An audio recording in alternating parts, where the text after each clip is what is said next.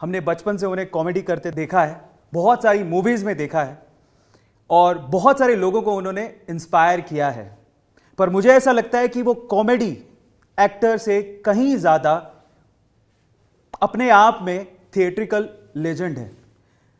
Let's welcome Rajpal Yadav ji.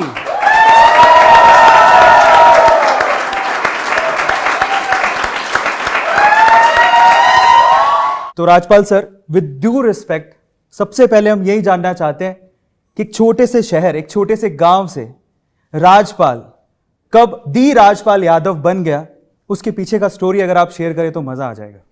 एक मोहल्ले में एक कॉर्नर में रिक्शे वाले से लेके और प्लेन चलाने वाले तक लगभग एक मोहल्ला में 1-2 हज़ार आदमी तो रहते ही हैं लगभग। तो अगर अगले 50 साल भी अभिनय करूं और बहुत फास्ट फिल्में करूं तो 10 फिल्में कर डालूं, बहुत लालची हूं कि यार 10 फिल्में तो करनी है हर साल। तो अगले 50 साल में कितने 500 चरित्र हुए। और वो 500 चरित्र अगर सुबह से लेके कहीं, चाहे इंदौर हो चाहे बंगलोर हो, कहीं भी कॉर्नर में बैठ जाओ तो आपको आपके मोहल्ले में ही 500 आइटम मिल जाते हैं अलग अलग।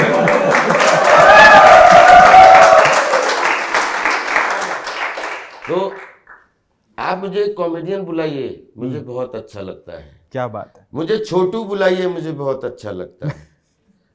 मुझे लंबू बुलाइए, मुझे बहुत अच्छा लगता है। हाँ, मान के बैठा हूं बचपन से कि मेरी हाइट 100 फीट की। मेरी गलत फहमी में क्या करूं।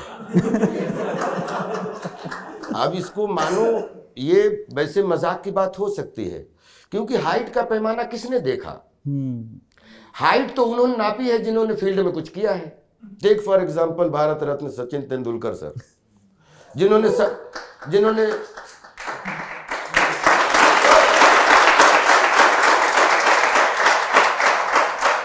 आपके इस पॉडकास्ट के माध्यम से एक बात बड़ी जेन्युइन रखना चाहता हूं कि इतिहास पढ़ो, खूब याद रखो, लेकिन आज चल रहा है वो कल का इतिहास बनना है, जिसके आप खुद गवाह हो, उसको कभी मत भूलो। क्या बात है।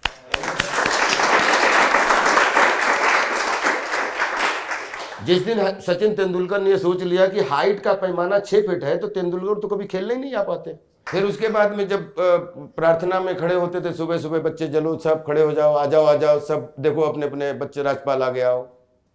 तो मुझे ये लगता था 100 फीट से हाइट शुरू होती है, 100 फीट का आदमी आगे खड़ा है। बहुत बढ़िया। अच्छा 9, 10, 11 का हुआ तो मुझे पता लगा कि अच्छा ये हाइट का कॉम्बिनेशन बिठाने के लिए मुझे आगे खड़ा करते थे। इस हाइट को आप छिपाओ ना, मतलब टीचर के लिए भी होमवर्क हो जाए कि यार एक 6 फीट का लड़का है, एक 5 फीट का लड़का है, एक 3.5 फीट का लड़का है। अब हर लड़का फीस देता है, दिखना सबको चाहिए, छोटी वाला भी चाहिए, बड़ा वाला भी चाहिए। तो कैसे, तो हाइट का ऐसा कॉम्बिनेशन बिठाता है जिसमें 6 फीट का दिखता है लेकिन 3 फीट का भी दिखता है। तो जो चीज दिखती है वो ही चीज बिकती है। और हम जैसे सौभाग्यशाली लोग हैं जिनको जब टीचर ने ही लाइन में सबसे आगे खड़ा कर दिया तो उसके बाद क्या बात है। बचपन से कबड्डी में जब भी खेलने का मौका मिला तो 90% कप्तानी करने का मौका लिया, उससे नीचे स्वीकारा नहीं भाई। क्या बात है। तो चाहे वो खेत की कबड्डी हो और चाहे वो किसी फील्ड की कबड्डी हो, उसमें आप अपने आप को जब तक कैप्टन नहीं मानोगे तब तक टीम में कभी शामिल नहीं हो पाओगे। इस बात की याद रखना। एक आदमी बोला कि यार मतलब सबसे वीआईपी, बोले दुनिया का सबसे अच्छा आदमी, उसके बाद बोले कि दुनिया का बेहतरीन, उन्होंने कहा मतलब सबसे अच्छी कुर्सी की। तो उसके बाद में मतलब जितना भी काम, मतलब मैं सब जानता हूं, एक्सपर्ट। तो उसके सामने वाला भी तू ही सब कुछ है तो हम लोग क्या है। तो मैंने कहा मैं ही के सब कुछ में, तेरा नुकसान तो बता। अगर मैं बोल रहा हूं मैं अच्छा हूं तो इसमें भाई चलो मैंने मान लिया, तू थोड़ी देर के लिए तू अच्छा मत बोले, तुझसे गंदा आदमी नहीं देखा, तू चला जा। लेकिन मैं अच्छा हूं इसमें मेरी गलत फहमी, तेरा नुकसान तो बता कि मैंने कौन सी दुकान बंद करवा दी तेरी। तू क्यों नहीं बोल रहा कि मैं अच्छा हूं। राजपाल यादव को अगर हाइट समस्या होती तो मैं हाइट के ऊपर फिल्म कभी नहीं बनाता।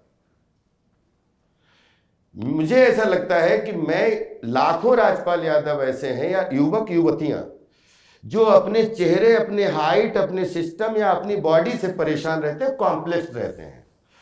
अब मैं उनका रिप्रेजेंटेटिव जरूर बनना चाहता हूं कि बस अंदर अंदर संभाल ले, बाकी छोड़ दे। ये तो 1000 लोगों में भी खड़े हो जाओगे तो इस खूबसूरती पर नजर पड़ जाएगी अगर आपकी कोई क्रिएटिविटी के अंदर की खूबसूरती बढ़ जाएगी। क्या बात है।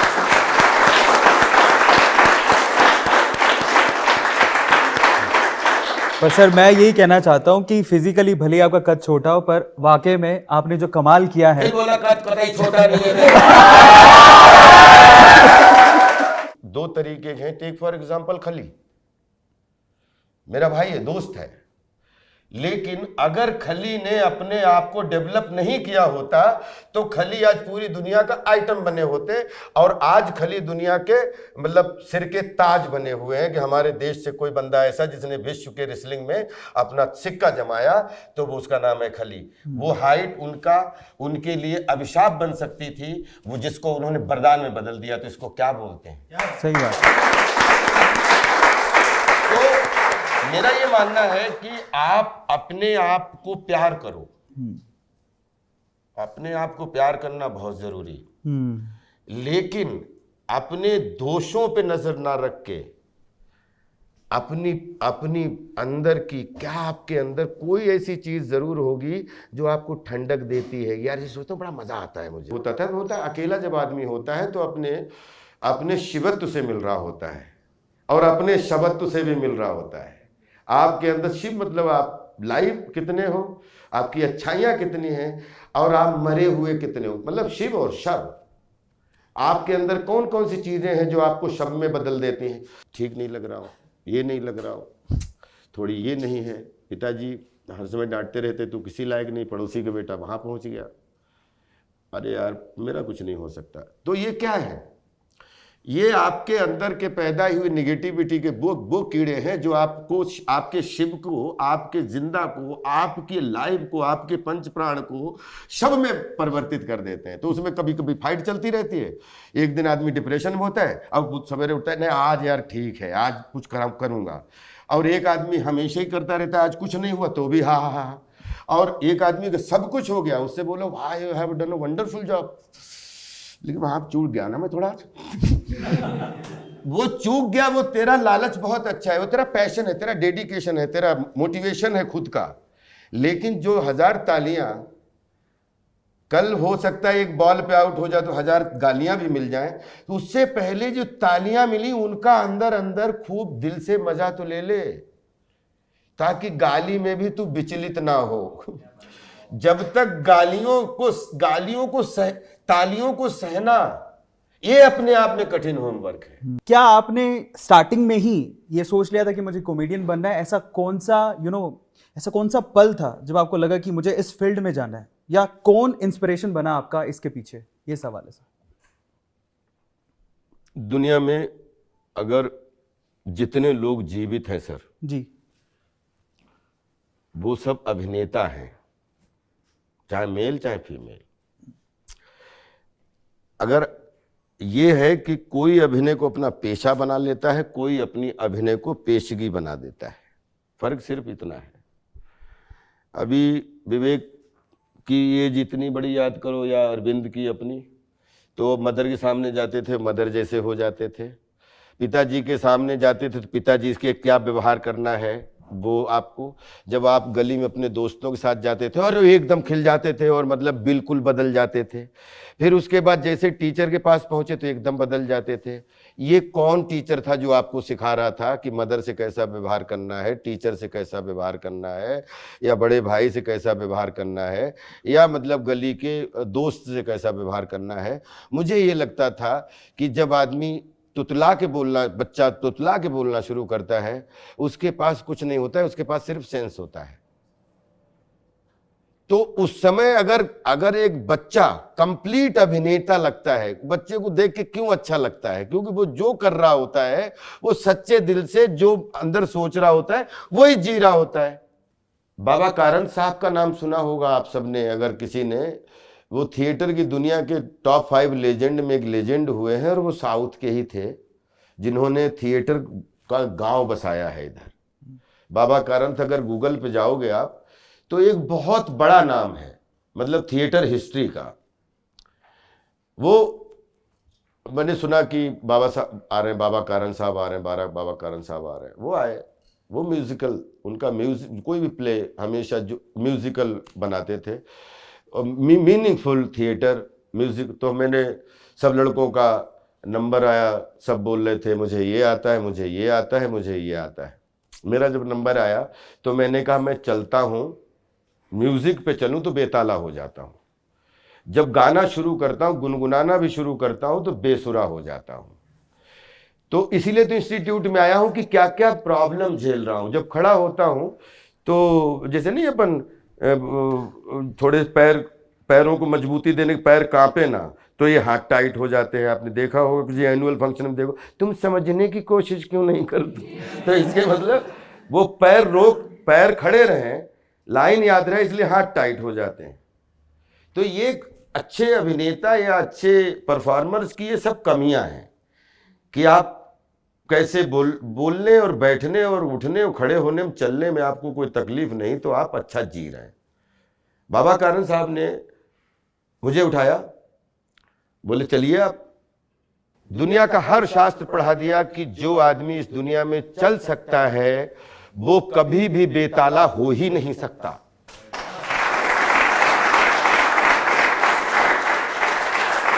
बेताला नहीं हो सकता। तो गलतफहमी निकाल दो, तुम बेताले हो।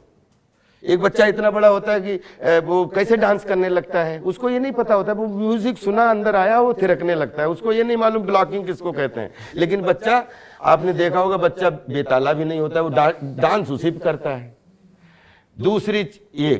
दूसरी चीज, जो आदमी, उन्होंने कहा कुछ भी बोलो, बोले जो आदमी बोल सकता है वो संगीत के सुर के सिस्टम को समझने के लिए उसको तराशने की जरूरत है। लेकिन दुनिया में हम आप कितने भी, जितने लोग बैठे हैं जो बोल सकते हैं, बेसुरे हो ही नहीं सकते। इस बात को भी, क्योंकि कोई भी आदमी बेसुरा नहीं होता। तो हमने कहा कि इन सब चीजों को पाने के लिए, जो आप बता रहे हो कि मुझे कॉन्फिडेंस आ जाए कि मैं बेताला नहीं हूं, ताल में हूं और सुर में हूं, इसके लिए क्या करूं ताकि अपने अंदर का अभिनेता पहचान सकूं। एक लाइन का ब्यूटीफुल आंसर था कि एक हारमोनियम है, टेक फॉर एग्जांपल, सब बच्चे ने हारमोनियम देखा ही है, तो उसमें 3 काले होते हैं, बिगिनिंग, मिडिल और तार सप्तक। तो इसमें बीच अपन यही उम्र का पड़ाव है, ये काले हैं। तो बोले अगर तार सप्तक मतलब सबसे हाईएस्ट पे गाओगे अचानक तो गला फट जाएगा। तो अगर सबसे तार सप्तक पे जाना है, हारमोनियम को भी क्रॉस कर देना है, तो जो सबसे पहला, मतलब सबसे पहला काला है, उसकी जितनी प्रैक्टिस कर लोगे उतना ही ऊपर तार सप्तक निकल जाओगे। आई थिंक इससे बड़ी फिलॉसफी मैंने आज तक नहीं देखी कि अगर आपको वृक्ष बनना है तो आप अपने स्वयं की गुठली वाले बीज बनके अपने जमीन के अंदर गड़ाइए, तो आपको फिर वहां पे कैसे, फिर उसके अंदर ही कोई न कोई एक गुठली आती है। ऐसे आदमी आम खा के फेंक देता है, कोई घूरे फेंक देता है, कोई सड़क पे फेंक देता है, कभी कभी उसमें पैर लग जाता है तो वो गुठली नीचे चली जाती है, सूरज गर्मी पड़ती है, ऊपर का तना पूरा जल जाता है। और हर गर्मी के बाद में ठंडक रूपी बारिश आती है, जीवन में भी और नेचर में भी। तो जब बारिश होती है तो वो जो बिल्कुल इतना जल चुका हो ऊपर तना होता है, उस पर बारिश पड़ती है, वो सड़ने लगता है। तो सड़ने लगता है तो वो गुठली का जो ऊपरी, क्या बोलते हैं, हाँ, ऊपर सेल है, वो ही उसमें धीरे धीरे विटामिन का काम सड़के वहीं पे आसपास लग जाता है, वहीं गुठली में से किल्ला फूट जाता है। बहुत सारे ऐसे हैं पौधे जिनको बकरी, भेड़ बकरी जानवर खा जाते हैं, लेकिन उन्हीं में आप हम जैसे सौभाग्यशाली लोग निकल के भेड़ बकरियों या उनसे बच जाते हैं और खड़े हो जाते हैं। और फिर वो पॉडकास्ट के माध्यम से या चाय वाले के माध्यम से, या वो अभिनय के माध्यम से, या आपका कॉन्कर वर्ल्ड के माध्यम से, वही मतलब फिर अपने अपने जीवन के दरख्त बन जाते हैं। क्या बात। तो मुझे ऐसा लग रहा है कि जो आपने अभिनेता की मुझे कॉमेडियन बनना था या ये बनना था, मेरा बनने में तो बिलीव ही नहीं है, क्योंकि जो चीज बनी वो बिगड़ी बिगड़ी। ये बिल्डिंग जिसमें आप बैठे हो, इसमें बनना क्या है? ये 50 साल तक इसकी हिफाजत करते रहो, एक दिन आएगा कि भैया इसकी बिल्डिंग का टाइम ओवर, इसको तोड़वाओ। जैसे इसकी बिल्डिंग जो टूट जाएगी, यहाँ पे जो पुराने होंगे वो बोलेंगे यहाँ पे कॉर्पोरेट सेंटर था। जो अब जिनको नहीं पता वो बोले कौन सा सेंटर था यहाँ पे, अच्छा होगा, हमें क्या मतलब। होने में विश्वास करिए, और मैं त्रिआयामी अभिनेता होने के लिए था, बना हूं और बना रहूंगा। क्या बात। इसलिए अगर कोई 1 साल भी उम्र में बड़ा है तो उसको तो अग्रज की श्रेणी में लाता हूं जी, क्योंकि 1 साल अनुभव ज्यादा है उनके पास। लेकिन उनको बुढ़ा कभी नहीं मानता हूं, क्योंकि जो जितना बुढ़ा मिले आप उसको एक्सपीरियंस के नाम पे उसको, एक कितनी बड़ी ट्रेजेडी है कि एक आदमी 70 साल का है और भाई साहब वो आदमी 5 साल के बच्चे के साथ में खेल रहा है।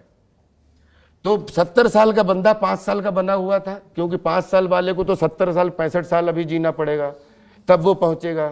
तो 70 साल वाला जवान ज्यादा है, बच्चा ज्यादा है, जो 5 साल के बच्चे के सामने हेलो मतलब, तो उस 65 साल का अनुभव एक साथ अलग करके और उस बच्चे के साथ 5 साल का बन जाता है। तो मेरा ये मानना है कि जो बड़ा है उसके पास अनुभव जरूर है, लेकिन बच्चे के पास बहुत कुछ उसको भी सिखाने के लिए है। क्योंकि nowadays there is whole world became a small village, everybody knows everything। आपके अभी राम दुलारे पांडे का अगर नाम खोजना हो तो आपको आपसे पता पूछने की जरूरत थोड़ी, जीपीएस समझाना है, राम दुलारे पांडे फला गांव फलाना दिमागा, और आदमी पहुंच गया कि साहब अमेरिका से आए हैं। द ग्रेट डिक्टेटर देखिए आपने चार्ली चैपलिन की, आज से 40 गुनी कम सुविधाओं में एक सिनेमा जो 400 साल बाद भी आगे फेल नहीं किया जा सकता। तो कैसे मतलब ये फैसला कैसे होगा कि कौन बड़ा कौन छोटा? चलो बता दो कौन कौन बड़े, मैं ऐसे सर झुका लूंगा, लेकिन पहले डिसाइड तो करो बड़ा कौन है। मैं भाई सबसे दुनिया का छोटा आदमी, मैं जीरो हूं, क्योंकि हर आदमी हीरो है। सब हीरोगिरी आपको मुबारक, पूरे वर्ल्ड के सारे लोगों को। और मैं जीरो बनने के लिए आपके बीच में तैयार हूं, क्योंकि जीरो बनाया नहीं जा सकता, जीरो पैदा होता है। और जो जीरो होता है वो दुनिया के किसी भी हीरो के सामने खड़ा हो जाए तो वो जीरो उसको 10 गुना 100 गुना बड़ा कर देता है।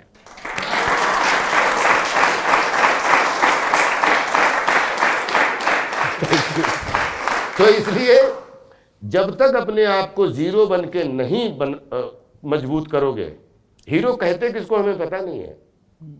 हीरो मेरी नजर में जो 20 माले पे जाके ऐसे पुताई कर रहा है, नीचे एक बांस, कोई सेफ्टी नहीं है, पैर फिसल जाए तो वो भी संभलना है। तो मैं उसको देखता रहता हूँ कि भाई ये काम नहीं हो सकता अपने से।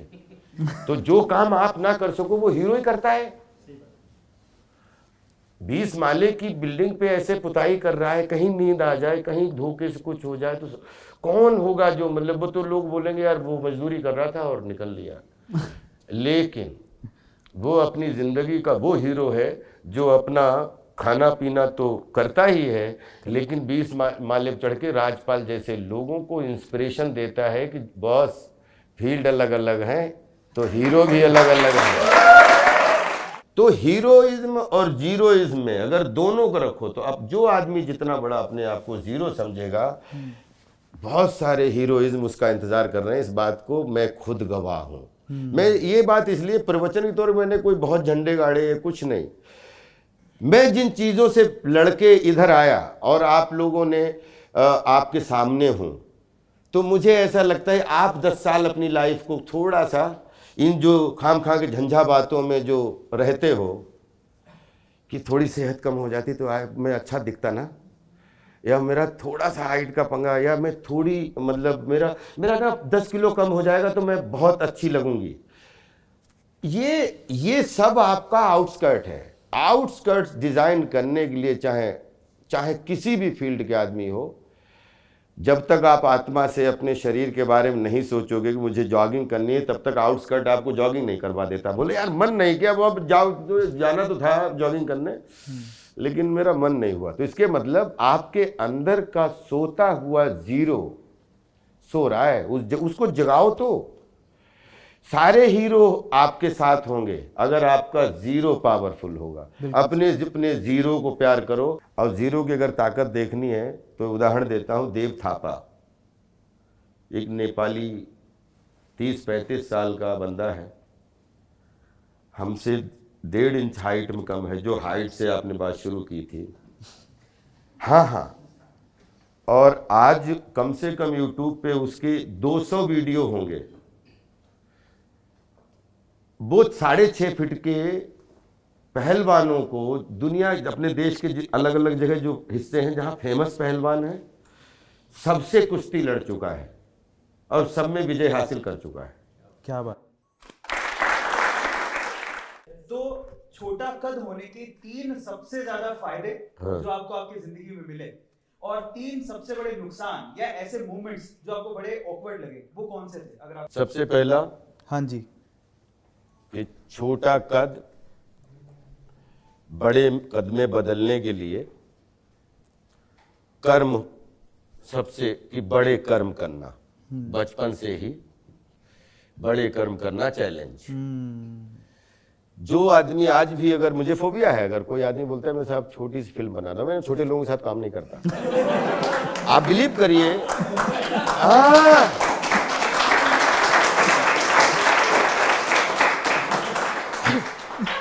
आप हमसे बोलेंगे कि साहब एक फिल्म बना रहा हूं, हम बोले क्या बजट है?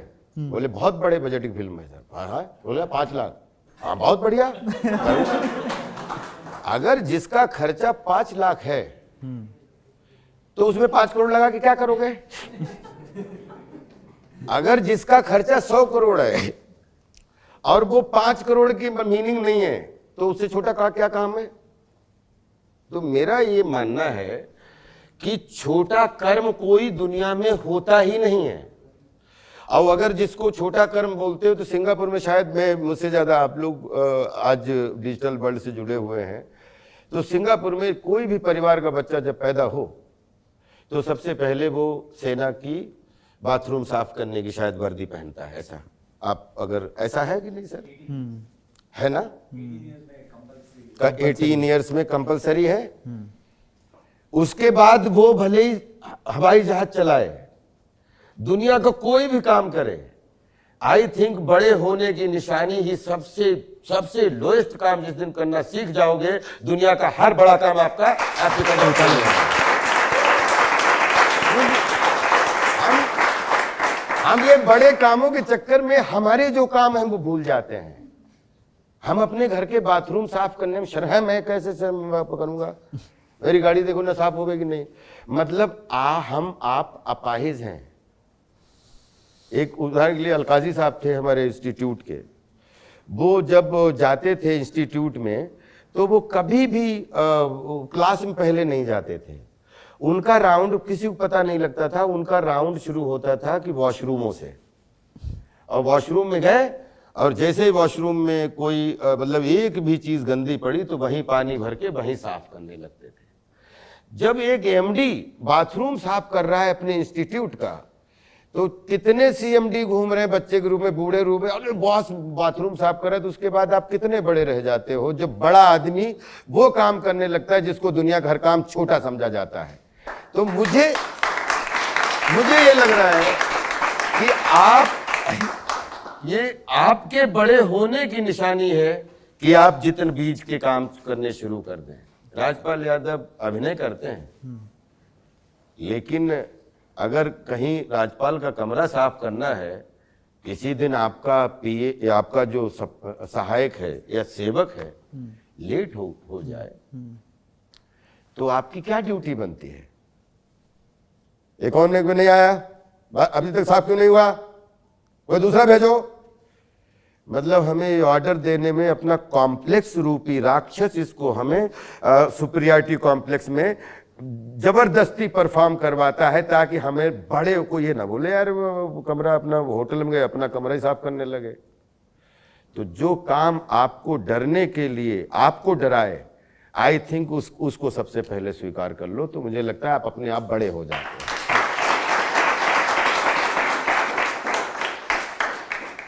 एक जब आपको पहले बता दिया कि हाइट हमारे लिए कभी समस्या नहीं रही, नंबर एक।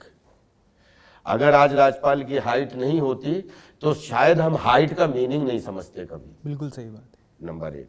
नंबर दो, कोई भी चैलेंज काम, कोई दुनिया का बड़ा चैलेंज है वो हर छोटे चैलेंज से शुरुआत होती है। नंबर दो। और नंबर तीन, सुनो सबकी सुनो और दिल की चुनो। क्योंकि जब आपका दिल चुनता है जो काम, उस काम में विजय होती है।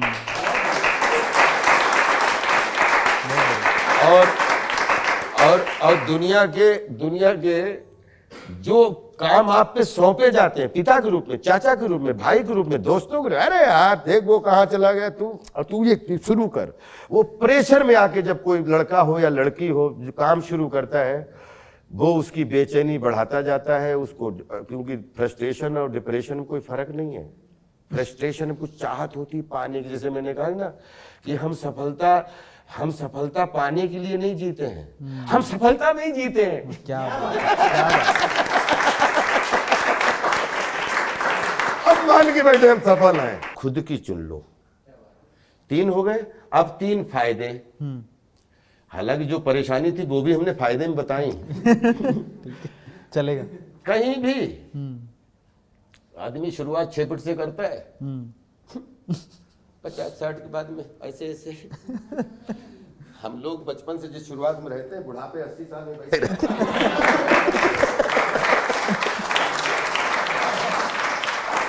क्योंकि इतना जीवन में झुक चुके हैं, झुकने के लिए कुछ बचा ही नहीं है। आप इतने तन चुके हैं कि आपको झुकना ही झुकना है। क्या बात है। और हम इतने झुके हुए हैं बचपन से कि अब हमें खड़े ही होना है, बाकी झुकने का तो प्रश्न ही नहीं, कोई झुक तो चुके ही हैं। और जिनको झुकने की आदत नहीं, कष्ट उनको है बस। अच्छा, दूसरी चीज, आयतन बहुत कम लेते हैं, कहीं बिठा दो खिड़की बिठा दो उधर वहीं पे फिर। तो एक दिन बैठे कि तीसरा फायदा जो सबसे बेहतरीन कि मैं अपने आप को दुनिया का सबसे बड़ा मान के बैठा कि वो सिम कार्ड हो, मोबाइल कितने भी लंबे चौड़े कैसे भी हो, फिर सब में हो जाऊंगा। जो राधा भाभी और आपकी लव स्टोरी है, उसके बारे में एक बार बताए दुनिया को कि वो कैसे शुरू हुई। और तो 20-22 साल की उम्र थी तो मेरी शादी हुई। तो हमारा और हमारी पत्नी का 1.25 साल का रिश्ता रहा, और उस समय एक छोटी सी बच्ची का जन्म हुआ, और वो आफ्टर डिलीवरी जो है 15 मिनट बाद वाइफ का निधन हो गया। तो उसमें वो बच्ची है जो है, मदर भाभी सबने उसको पाला। मैं तो इंस्टीट्यूट में था। फिर जब हम अभिनेता बन गए तो हमने उस बच्ची को मुंबई लेके आए, और उसके बाद में 20-22 साल जब उसमें हुआ, फिर 91-92 की घटना है। फिर उसके बाद में हम आए, तब जंगल रिलीज हो गई, प्यार तूने क्या किया रिलीज हो गई प्रॉपर। हम जब एक स्थापित कलाकार हो गए तो 2003 में हमने 2001-2002 में मिले थे, और 2003 में हमने शादी की। और वो शादी जो है हमारी राधा के रूप में है। तो जो हमारी वो 1 साल की जो साथ था, वो आज भी मेरे साथ है। क्या बात। और जो फिजिकली मेरे साथ है, ये भी मेरे साथ जीवन भर साथ। क्या बात। और सर आपसे एक मेरा क्वेश्चन है कि सर इंडिया में आजकल सभी पेरेंट्स अपने बच्चों को जेईई नीट ये सब की तरफ धकेल रहे हैं। तो सर बच्चों का जो पैशन होता है तो उसे फॉलो नहीं कर पाते पेरेंट्स के चक्कर में आके। तो सर हमें बच्चों को क्या अपने पैशन को फॉलो करना चाहिए, या फिर जेईई नीट जो पेरेंट्स कह रहे हैं उसे फॉलो करना चाहिए? देखिए, पेरेंट्स को फॉलो करना बहुत ज़रूरी, क्योंकि सिस्टम का हिस्सा बनना है। पेरेंट्स कभी भी अपने बच्चे को सिस्टम के बाहर कुछ भी नहीं सिखाता है कि ये बेटा परिवार है, ये समाज है, ये सोसाइटी है, ये सिस्टम है, ये सदाचार है, व्यवहार है, आचरण है, बहुत सारी चीज़ें, क्योंकि वो पेरेंट्स का अनुभव बोल रहा होता है। एक बच्चा जब सीख ही रहा है, जब उसको छोटा बड़ा सीखना है, ABCD सीखनी है, तो उसको पेरेंट्स बोझ क्यों नहीं लगने लगता है। अगर आपको टीचर बताए कि ये टॉपिक आज करिए, ये करिए, तो आप उसको सीखते हैं। तो जब लर्निंग प्रोसेस ही चल रहा है तो उसमें जो पेरेंट्स बोल रहे हैं उनकी भी पूरी बात को दिमाग में एक बिल्कुल सिस्टम की तरह रख लीजिए। और धीरे धीरे जब आप बड़े होते हो तो पेरेंट्स की जो अच्छी 3 चीज़ों पर जीवन चलना चाहिए। कोई चीज़ अच्छी बताई, स्वीकार कर ली साहब, अब नकल करने में अकल की ज़रूरत तो होनी चाहिए। अब कोई चीज़ बुरी लगी तो उसको सुना, इस कान से सुना, इस कान से निकाल दिया ना। और ऐसा बोलते हैं कि यार जब जो चीज़ अच्छी ना लगे इस कान से सुनो, इस कान से निकाल दो। और तीसरी चीज़, जो बहुत बुरी लगे या बहुत अच्छी लगे, उसको अनुभव बना लो। तो मुझे ऐसा लगता है every day is learning day, every day is beginning day, every day is working day. आपके इस लर्निंग और वर्किंग के बीच में जो सजेशंस, और बोलते हैं सबका मोस्ट वेलकम करो, माता पिता से लेके सोसाइटी तक, और सबको लेते हुए जहाँ जिसका मौका मिल जाए वो ले लो। अच्छा मिले साथ रखो, बुरा लगे निग्लेक्ट कर दो, और बहुत बुरा लगे अनुभव बना लो। इससे ज़्यादा बोझ लेने की ज़रूरत नहीं है। अगर हम स्किल्स की बात करें तो नेशनल स्कूल ऑफ ड्रामा और थिएटर, इन दोनों का क्या अहम योगदान रहा आपके जीवन में, और एक कलाकार को एक परफेक्ट प्लेटफॉर्म की कितनी जरूरत होती है? हमारे गांव से लेके, समाज से लेके, मेट्रो सिटी से लेके, हमने सबसे ज़्यादा जिंदगियां बर्बाद होते देखी बिकॉज ऑफ हारने का डर। ये भी गए थे, अच्छा हो गया आपका वो सिलेक्शन। पता लगा आदमी बाहर, यार जब से उधर गया था मोहल्ले में निकलता हूँ लोग मजाक उड़ाते हैं, अब तो मैं अपने कमरे से बाहर ही नहीं निकलता हूँ। मतलब हम कितना अपने आप को आइसोलेट करते चले जा रहे हैं, किस डर से कि मोहल्ले वाले क्या सोचेंगे। मैं बोलता हूं जिस दिन हार हो ना, 2-4 राउंड और मोहल्ले में ज्यादा लगा लो, ताकि जितनी लोगों की मतलब जितने अंदर की तेरी हार से मुझे कितनी खुशी मिली, ठीक है ना, जितनी तेरी हार से इतनी मुझे खुशी मिली, उनको इतने मौके दे दो कि आदमी के बाद में बोलते हैं यार ये तो मतलब मैंने तो बहुत चिढ़ाया इसको हारने में, तो चिढ़ता ही नहीं, साला बेशरम हो गया है। उसके बाद क्या बचा है? जीत के तालियों के अलावा कुछ बचा नहीं उसके पास। बिल्कुल। क्या आपकी जिंदगी में ऐसा कोई पर्सन जिसे आप सबसे ज्यादा प्यार करते हैं? सबसे ज्यादा अपने आप को प्यार करता हूं। बहुत बढ़िया, ऐसा होना भी चाहिए। बहुत सारे टॉप क्लास एक्टर्स आप उनके साथ काम कर चुके हैं, सबसे ज्यादा इंस्पिरेशन आपको किससे मिली? अपने आप से। बहुत सारी मूवीज की हैं, उसमें आपकी फेवरेट मूवी कौन सी है? आनी बाकी है। आनी बाकी है, क्या बात है। Rajpal Yadav as a comedian और Rajpal Yadav in a serious role. Serious role. बहुत बढ़िया। अगला सवाल, चुप चुप के भूल भुलैया। ऑफ कोर्स चुप चुप के। बहुत बढ़िया। काम या पैसा, ये सवाल का जवाब आपको तब देना है आज से 10 साल पहले के राजपाल यादव के हिसाब से। काम। के लिए नहीं। काम। फिर से काम। आगे काम, अभी काम। बहुत बढ़िया। बाकी ये सब साधन है। मुंबई की एक ऐसी सच्चाई जो हम नहीं जानते। कभी भूखा नहीं सोने देती मुंबई, अगर आप मुंबई के होके जाओगे तो।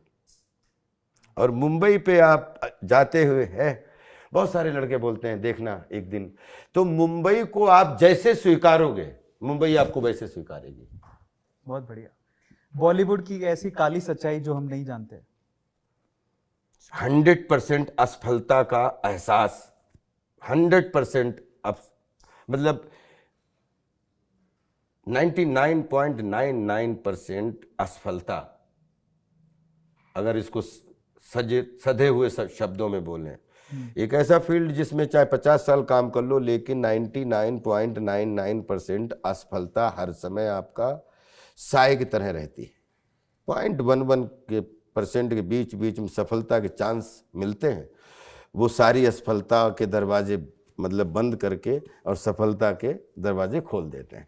तो इसमें हमारी फील्ड में सबसे ज़्यादा कि 0.1% बीच में सफलता मिलती है, हर समय असफलता को जीना पड़ता है। मेरा क्वेश्चन ये है सर, आप अपने लाइफ का रोल मॉडल किसको मानते हैं?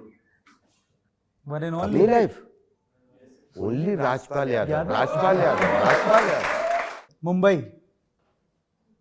कर्म भूमि, टीवी न्यूज, देश दुनिया की नॉलेज, प्यार, मीठा एहसास, राधा भाभी, 100 जन्म भी लूं शादी उससे करना चाहूंगा। आए hi. Thank you so much sir, आप यहाँ पर आए और बहुत हमें मज़ा आया और बहुत सारे लोग आपको इंस्पिरेशन के जैसे देखते हैं। मेरा आखिरी सवाल इतना ही कि इतने सारे लोग आपको देख रहे हैं लाइव, बहुत सारे लोगों के मन में ये सवाल ज़रूर होता होगा क्योंकि ऑब्वियसली अपने करियर को आगे देख रहे हैं। तो 3 ऐसी राय जो आप इस यूथ को देना चाहेंगे वो करियर में इम्प्लीमेंट कर सकें और अपने आप को आगे बढ़ा सकें, वो क्या होंगी? Every day is beginning day, every day is learning day and every day is working day. Thank you so much Arvind और thank you so much, thanks for calling me Vivek. मैं बोलूँगा कि आपकी पूरी कॉन्कर वर्ल्ड की टीम को शुभकामनाएं देता हूँ। ये आप खूब सदा बढ़ते रहिए और खूब कढ़ते रहिए और कुछ ना कुछ ऐसा लाइए जिससे आदमी आपसे प्रेरणा लेता रहे। आप सदा आगे बढ़िए, हमारी खूब ढेर सारी शुभकामनाएं। Love you all, respect you all, keep it up. जाते जाते जितने भी व्यूअर्स हैं मैं उनसे कहना चाहूंगा अगर आपने अब तक चैनल को सब्सक्राइब नहीं किया तो कर लीजिए और अगर आपका कोई सवाल आपके मन में रह गया है तो कमेंट सेक्शन में जरूर लिखिएगा। अगली बार जब हम इन्हें बुलाएंगे तो वो सवाल आप ही का सवाल आप ही के नाम से हम जरूर पूछेंगे। Thank you so much guys, मिलते हैं अगले। Thank you.